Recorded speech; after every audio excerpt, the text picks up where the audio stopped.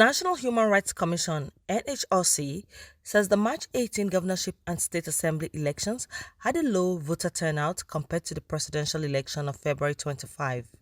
The executive secretary of the commission, Mr. Tony Ojukwu, expressed concern at a news conference in Abuja on the preliminary findings of the commission's election monitors as recorded in the Situation Room. Compared to the presidential and national assembly elections of February, the governorship and House of Assembly elections witnessed a low voter turnout. In states like Niger, Kwara, Benue, and Kogi, the turnout was abysmally low, and in almost all the southeastern states, low turnout was also recorded. It is important to note that the National Human Rights Commission, in its monthly review forum on human rights and the 2023 elections, had warned that the consequences of the hitches and irregularities recorded in the presidential elections were capable of increasing voter apathy. It is also important to note that the threats of violence prior to the elections may have played a major role in the voter apathy.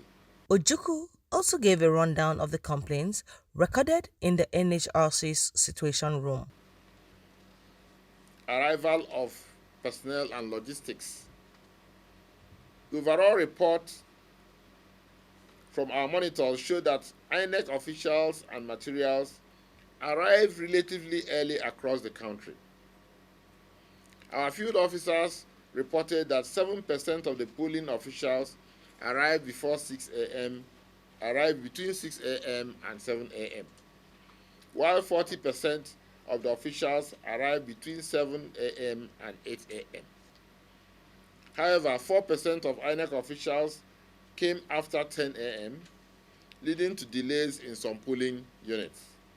Additionally, our monitors reported that voting materials arrived on time in most polling units, with 37% arriving before 7 a.m.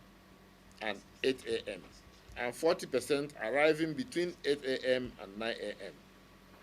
13% of materials arrived before 9 a.m., arrived between 9 a.m. and 10 a.m., while 5% of the voting materials arrived after 10 a.m. The executive secretary therefore gave the commission's recommendations as follows. We therefore make the following recommendations. The National Human Rights Commission recommends as follows. 1.